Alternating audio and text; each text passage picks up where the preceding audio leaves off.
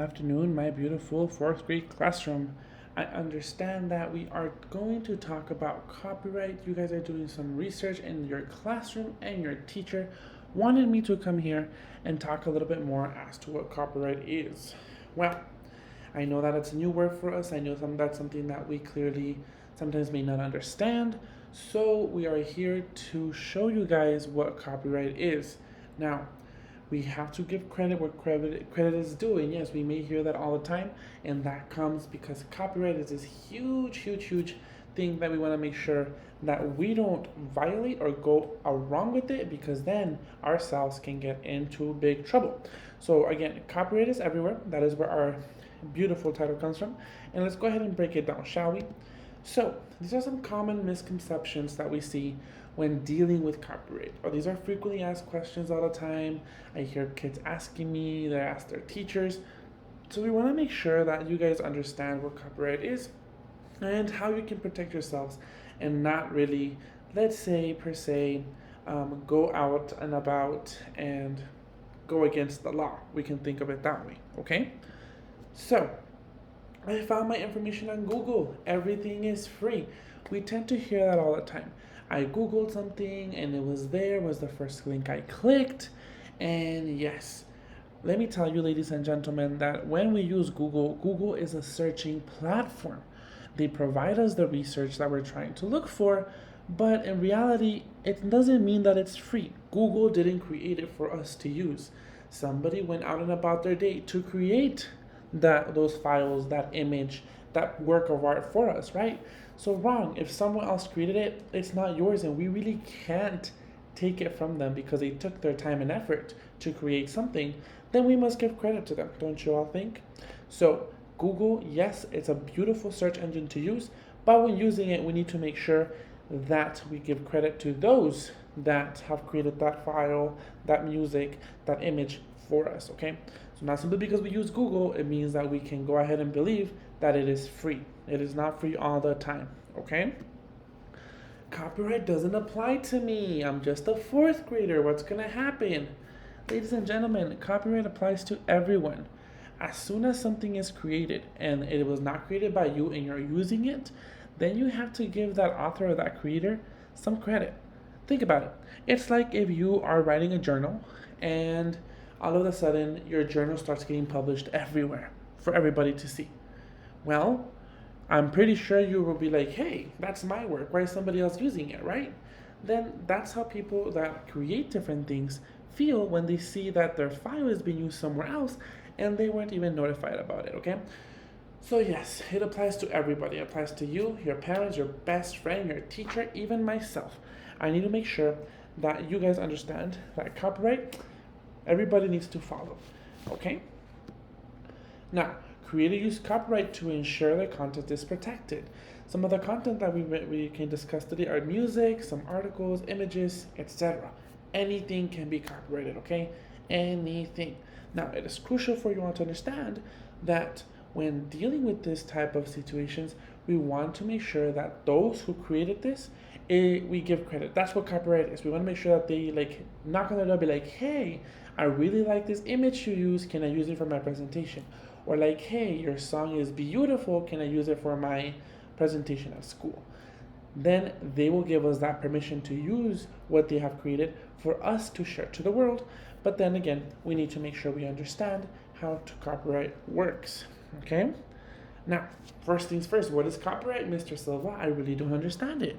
Well, copyright is a law that gives the owner of a written document, musical composition, book, picture, or other creative work the right to decide what other people can do with it. Copyright law makes it easier for authors to make money by selling their works. Now, anything that somebody creates automatically is copyrighted. Yes, creators go above and beyond to get the certified copyrighted label, but as soon as they create something and they publish it, they have automatic rights for that file, for that music, for that image. They created it. It is theirs. Okay? Going back to the journal. If you create your own journal, then we want to make sure that you yourself get credit for what you wrote, right? That is what copyright is, making sure that whoever did or created something, they get that credit, okay? So how do I make sure I do not break copyright law? Because that is something that we're here for. That is something that we want to go ahead and make sure we understand and follow. So when we are dealing with copyright law, we always want to make sure to give credit to what you are using, okay? If it's a quote from a book, if it's a picture from Google, if it's some song that you're using for a presentation, if it's something your parents say, if it's something, a drawing that you brought from home and you know who the artist is, anything, we want to give credit to that author, that composer, that artist, that writer, journalist, whatever. Give credit to them. How do we give credit? We're going to go ahead and talk about citations. So when you give credit, you have to cite your source. So basically saying the name of the person, when it was created, and anything of that nature, and then add it into your presentation, into your article, and then we'll be able to identify who wrote it, and that is giving credit to them, okay? If you did not create it, give credit where it belongs. That's where it comes from. You didn't write that song, obviously, give credit where it belongs. You didn't write that article, obviously, give credit where it belongs. Go back and see who created it and give that credit to them. They took their time and effort out of their day to create that beautiful masterpiece that you want to use. Then we must provide that credit to them. Okay? Not sure if it's public domain? Ask your teacher or me, okay? And then we're going to cover public domain a little bit too. Public domain is something that the world uses to make sure that, sometimes pieces or articles are out of date. Then that becomes public domain, something that we are free to use and nobody owns it anymore. So anybody can use it. For example, if we were to use, let's say, one of our Mozart stories, Mozart is a very good composer, then those stories do not belong to anybody, right? So those songs do not belong to anybody. So again, that's why many people can use them, since it's public domain, it belongs to the public now, okay? That's something that we can interpret by public domain. Now, again, what does copyright protect? It protects everything, guys. It protects any original work created by anyone. Anything. For example, books, movies and videos, articles, artwork, music, okay? Any of that nature, it is copyrighted. For example, I know a lot of you guys are very, very amazed and you guys like to go on YouTube and watch your creators create content. Now, how do you think they get all those followers? How do you think they get all that money so they can continue doing what they do? By copyright. If somebody were to go and copy what one of your favorite creators does, then that would be violating copyright rules, right? Because they're going out of their way and they're using their material to get money for themselves when really it wasn't their original creation. Okay, so that is what copyright protects. Anything that is created, once it's created, that can be protected by copyright. Okay, now again, public domain uses articles and files that are outdated and can be used whenever. Okay, now the reason why I have photographs and images over here, it's because those tend to get a little bit tricky. Some photographs and images that are old or in the system or online, they belong to public domain. And a lot of those pop up on our Google search engine, right, when we type something. But when dealing with photographs and images, sometimes we don't know. We have to make sure we pay attention to the date it was published. For example, if you're really into singing the new Adele song, Easy on Me, and you search it online and the picture pops up, and you use it on a presentation or use it somewhere else and don't give credit to that person that took that image, that took that time to take that picture, then that, my ladies and gentlemen, we are violating copyright rules, okay? But then again, if we were to use a picture from Queen Elizabeth, something that was taken in the past or something around those areas, then that's public domain, something that everybody's free to use, okay? So it is very tricky when using images or photographs. We need just to pay attention to the date. Now, how can a creator use copyright? They can use it when they create an original piece.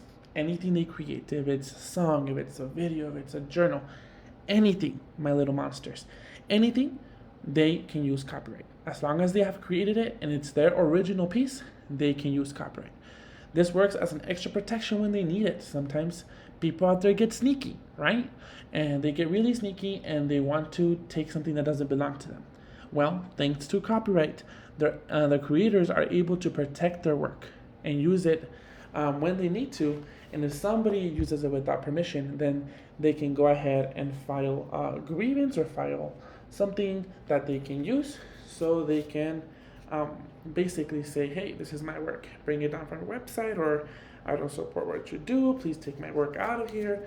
And that can protect the creator from anything that comes their way. Okay, it ensures that the work is used where they want it to be used. Okay, for example, let's say again you're doing your journal, and your journal is yours, but all of a sudden everything from your journal starts getting published around the school.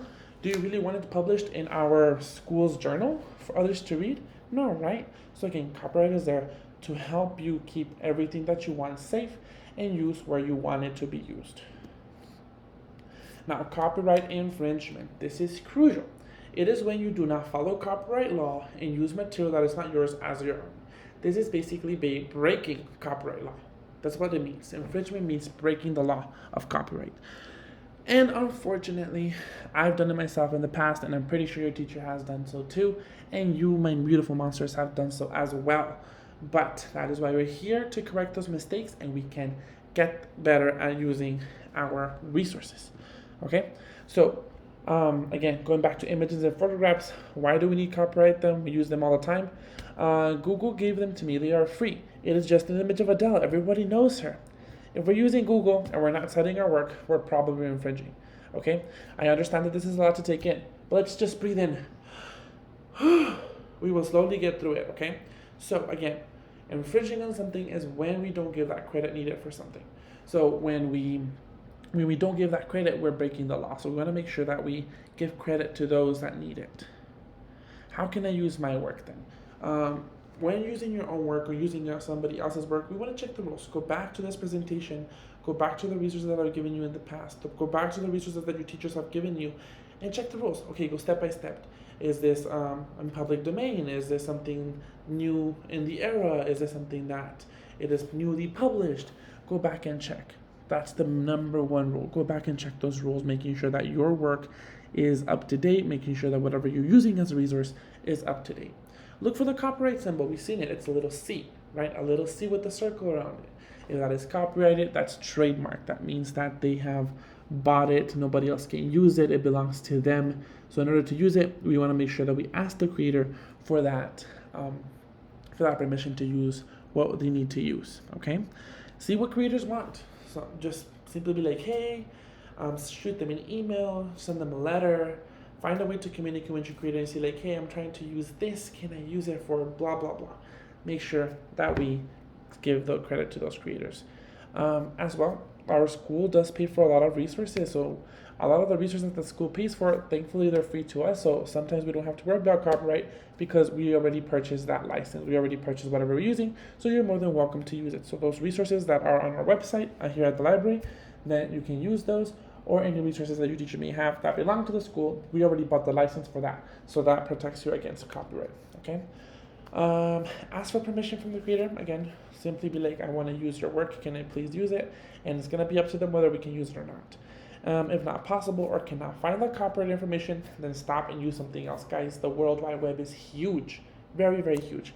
So we have a lot of stuff out there. If your creator doesn't let you use it, or you can't get a hold of the creator, or you can't find the right copyright information, guys, put it away, use something else. We really don't want to risk misleading or misusing any information that does not belong to us. Special thanks to all the people who made and released these awesome resources for free. Presentation template by Slats Carnival and some other photographs by Unsplash. This concludes our presentation. I hope you got to know a little bit more about copyright.